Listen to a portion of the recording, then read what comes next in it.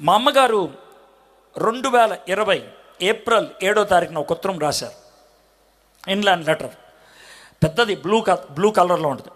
రెండు పారాగ్రాఫులు రాశారు. ఆ తర్వాత ఇంకా రాయలేదు. ఆ 2 పారాగ్రాఫులు రాసి దిండి కింద పెట్టుకున్నారు. ఏప్రిల్ 7వ తారీఖు 2000 సంవత్సరం. ఏప్రిల్ 9వ తారీఖున మా మమ్మీ చనిపోయారు. మా మమ్మీ చనిపోయింది అన్నప్పుడు నేను వచ్చాను. నేను వచ్చిన తర్వాత అప్పుడు దాకా అదే మంచం మీద ఉంది. నేను వచ్చిన తర్వాత స్నానానికి మమ్మీని ఎత్తుతుంటే నేను కూడా తల దగ్గర మమ్మీని ఎత్తుతూ ఉన్నాను. నా చెయ్యి దిండులోకి వెళ్ళిపోయింది. నేను చూసుకోలేదు. మమ్మీ చీర అనుకున్నాను, అలాగే ఎత్తాను. దిండు కూడా లేచింది. ఉత్తరం కింద పడింది. నెమ్మదిగా ఆ ఉత్తరం తీసి చదివితే నాకు మా అమ్మ రాసిన చివరి ఉత్తరం. పూర్తి చేయలేదు ఆమె. 2 పారాగ్రాఫులు రాసింది.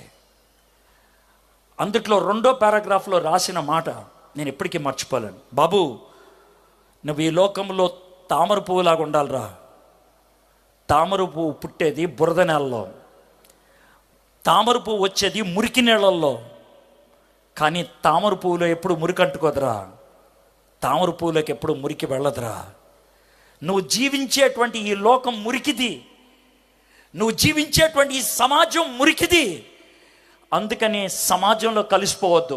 సమాజం పైకొచ్చే తామర పూల. ఆ మాట రాసి ఫుల్ స్టాప్ పెట్టింది.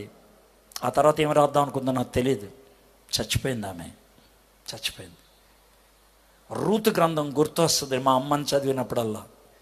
రూతు గ్రంథం చదివినప్పుడల్లా మా అమ్మగారు గుర్తొస్తారు. రూతు గ్రంథం 1వ అధ్యాయం మళ్ళీ వచ్చేద్దాం. న్యాయాధిపతులు ఏలిన దినముల యందు దేశములో కరువు కలగగా. ఎందుకు వచ్చింది కరువు? కరువు ఎందుకు వచ్చింది? కరువు దేవుడి కోపం వస్తే